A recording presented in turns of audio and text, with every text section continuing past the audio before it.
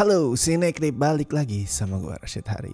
Yang kali ini mau ngebahas sebuah film yang ada di Netflix dan kayaknya banyak dari lu juga udah menanyakan ya soal review film ini, yaitu yang judulnya adalah The Platform 2, yang sudah kelihatan kalau ini adalah sequel dari The Platform yang sempet rame pas pandemi dulu. Seingat gue tuh film pertamanya tayang sekitar berapa tuh ya, Maret lah, sekitar awal-awal 2020 gitu, Maret 2020, which is kalau di sini itu pandemi baru mulai tuh, baru mulai lockdown, baru mulai social distancing dan segala macam. Makanya lumayan viral, soalnya orang-orang tuh kan pada mulai di rumah terus mencari hiburan, pada mulai subscribe Netflix sebanyak-banyaknya, dan filmnya kebetulan lagi tayang pada saat itu. Kalau nggak salah tuh sekitar 56 juta akun yang nonton. Itu salah satu rekor paling tinggi di Netflix sepanjang masa. Dan selain karena timing perilisannya pas, ceritanya tuh juga relevan banget kalau ditonton pada saat lagi pandemi waktu itu. Karena kan isinya tentang orang-orang yang terkurung, orang-orang yang mendekam di sebuah ruangan sempit, di penjara sempit ya, terus harus berjuang buat dapetin makan lah, buat bertahan hidup. Itu relevan banget, sangat-sangat relatable buat ditonton pada saat pandemi dulu. Dan film keduanya ini formulanya sebenarnya nggak jauh beda sih. Formulanya masih sama, sutradaranya masih siapa tuh, Galder Gastelu Urrutia ya kalau nggak salah namanya, correct me if I'm wrong pronunciation-nya, tapi masih sama orang yang menangani film ini. Settingnya juga masih di sebuah penjara vertikal yang dibagi jadi beberapa tingkat, yang total tuh ada 333 tingkat, dan tiap tingkat itu diisi sama 2 orang tahanan, dan setiap bulan posisi mereka, tingkat yang mereka huni itu di switch terus. Jadi misalkan di bulan pertama nih mereka ada di level 200, di bawah banget, bisa jadi bulan berikutnya tuh lompat level 20 tuh di atas banget. Nah itu selalu berubah tingkat yang mereka huni. Dan kayak film pertamanya juga, hal lain yang bikin penjara ini unik adalah soal distribusi makanannya. Tiap hari itu bakal ada platform sesuai judul filmnya yang isinya itu makanan favorit masing-masing tahanan, yang kemudian platform itu diturunin dari atas tuh, dari tingkat 1 terus turun sampai ke tingkat paling bawah. Nah masalahnya nih, kayak yang udah lu tonton di film pertama ya, gak semua orang itu mau berbagi kan, apalagi yang di tingkat atas. Ngelihat makanan banyak, wah disikat langsung tuh. Makanya sering kejadian tuh orang-orang di tingkat bawah cuman dapat sisa atau bahkan sama sekali nggak dapat makanan. Banyak tahanan yang mati karena pada saat mereka menghuni tingkat bawah, misalkan tingkat 250 gitu, tuh selama sebulan penuh mereka bisa nggak dapat satupun makanan, kelaparan, mati akhirnya. Dan konsep itu masih dipertahanin sih di film keduanya. Masih sama secara template, secara konsep itu masih sama, masih soal konflik antar tingkat yang rebutan makanan, masih soal jurang sosial antara yang atas sama yang bawah. Template-nya, alurnya masih sama, karakternya aja yang beda. Tapi ngomongin karakter pun sebenarnya juga ada hal yang masih sama kayak di film pertama. Pada saat film pertamanya rilis di Indonesia itu makin viral karena nama-nama karakternya kan pakai bahasa Indonesia yang random. Jadi ada karakter namanya Goreng lah, terus siapa lagi, Trimagasi, terus Imogiri, Brambang dan lain-lain. Nah itu kan ya orang Indonesia ngeliat itu, woi ada Indonesia coy, nah rame tuh, viral. Nah yang itu masih dipertahanin di sini. Jadi karakternya orang-orangnya tuh beda, tapi teknik penamaannya tuh masih sama. Kalau di sini nama protagonisnya adalah perempuan, yang ya kayak namanya adalah seorang perempuan, dan dia itu satu sel sama cowok botak yang namanya adalah Zamyatin. Anjir kayak nama orang Jawa. Terserah yang bikin film lah, bebas. Terus ada juga karakter yang namanya Dagin Babi. Dagin ya, nggak pakai G, bukan daging tapi Dagin Babi. Nggak tahu gue pastinya kenapa penulisnya itu getol banget pakai bahasa Indonesia random buat namain karakter mereka. Ya buat mereka mungkin nggak aneh kali ya, kasih nama karakter itu bukan dengan nama yang sesungguhnya, pakai Dagin Babi lah, Goreng lah, siapa lah, itu mungkin buat mereka nggak aneh ya, karena mereka nggak mengucapkan bahasa itu. Buat kita sih aneh, gue yakin buat lo juga aneh. Gue belum nemuin alasan yang pasti, gue cari-cari juga belum ada interview ke si sutradara, ke si penulis naskah yang ngejelasin alasan dia secara detail. Ya kalau beberapa orang sih berteori karena di Indonesia itu kesenjangan sosialnya sangat tinggi, banyak ketidakadilan, jadi orang-orang yang menulis film ini tuh tertarik untuk menerapkan bahasa Indonesia ke nama karakternya. Gak tahu bener atau enggak. Nah balik lagi ke filmnya ya, soal alurnya, sekali lagi konsepnya tuh masih sama persis dari awal bahkan sampai endingnya. Gue gak akan reveal seperti apa, tapi endingnya sebelum credit scene of course, endingnya tuh sama kayak di film pertamanya. Nah yang ngebedain adalah perspektifnya yang dipakai buat ngelihat isu soal jurang kelas itu. Ceritanya masih soal jurang kelas, cuman yang ngebedain adalah perspektif yang dipakai. Kalau di film pertamanya kan itu mengkritisi gak adanya aturan ya, gak adanya sistem yang jelas soal soal pembagian makanan yang akhirnya bikin chaos, orang rebutan karena nggak ada aturan yang jelas. Si A harus makan ini, si B harus makan ini, semuanya disikat. Nah kalau di sini sebaliknya. Itu yang agak menarik sih.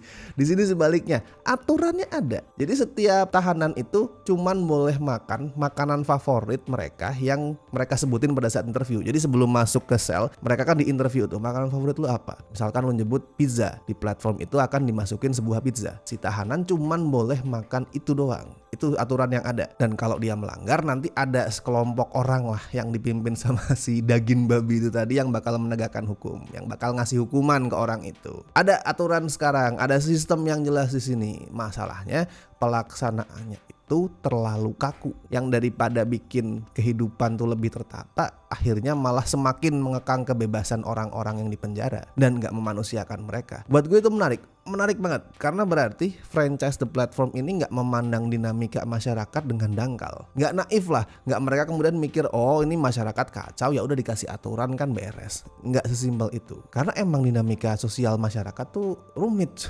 kacau banget. Gak ada aturan itu bisa chaos. Tapi lu kasih aturan itu nggak berarti semuanya langsung tentram. Ribet banget emang, ribet banget. Karena yang namanya dalam tanda kutip keadilan sosial ya, itu kan nggak sesimpel 1 + 1 sama dengan 2, nggak segampang itu. Karena lu ngurusin manusia di sini, bukan ngurusin rumus, bukan ngurusin angka-angka. Gampangnya gini, The Platform 2 ya, yang film kedua ini nerapin pelajaran yang sering gue denger pada saat gue masih kecil, mungkin SD gitu lah. Misal ada 2 kakak beradik, lu bayangin ya, kakaknya itu SMA, terus adiknya itu let's say SD lah. Terus mereka sama ortu itu dikasih duit jajan, misal sehari 5.000. Si kakak dapat 5.000, si adik dapat 5.000. Terkesannya fair, tapi sebenarnya enggak. Karena kebutuhan anak SMA dan anak SD itu jelas beda. Anak SMA kebutuhannya lebih banyak, anak SD lebih sedikit.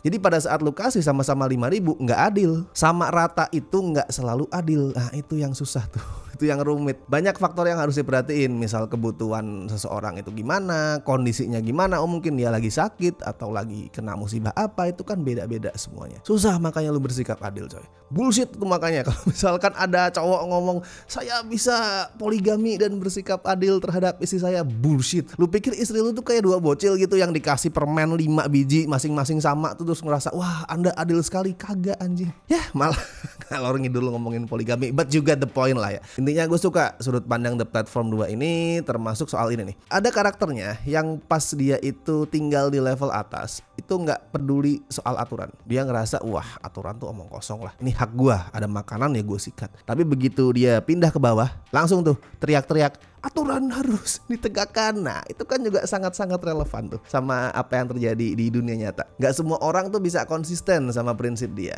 Ada pas yang lagi di bawah posisinya dia bakal kritis koar-koar ABCD soal hukum lah, soal aturan, keadilan ini itu. Tapi begitu dia di atas dikasih jabatan gitu misalkan, diem. Bukan cuma dia, malah dia ikut berkontribusi jadi orang yang melanggar aturan itu dan bertindak semena-mena sama yang di bawah. Itu kan sangat-sangat menggambarkan realita ya. Nah itu gue suka. Dan di luar semua pesan-pesan tadi, filmnya juga buat gue masih bakal memuaskan hasrat para pencari gore sih. Masih brutal, penuh kekerasan. I mean ini penjara yang liar, nggak ada penjaga gitu, nggak ada sipir. Ya otomatis kebrutalan tuh terjadi di sana sini lah. Terus twistnya nih, nah ada twist nih di mid credit scene sebenarnya. Di tengah credit scene tuh ada adegan yang itu ngasih twist yang buat gue lumayan shocking, bikin gue tuh langsung memikirkan ulang semua yang udah gue tonton selama 90-an menit lah. Cuma yang gue gak suka adalah cara berceritanya. The Platform yang pertama itu udah lumayan filosofis ya, tapi cara berceritanya tuh masih simple. Dia gak trying too hard buat kelihatan pinter. Nah kalau yang film kedua ini kayak ngeribetin diri sendiri gitu.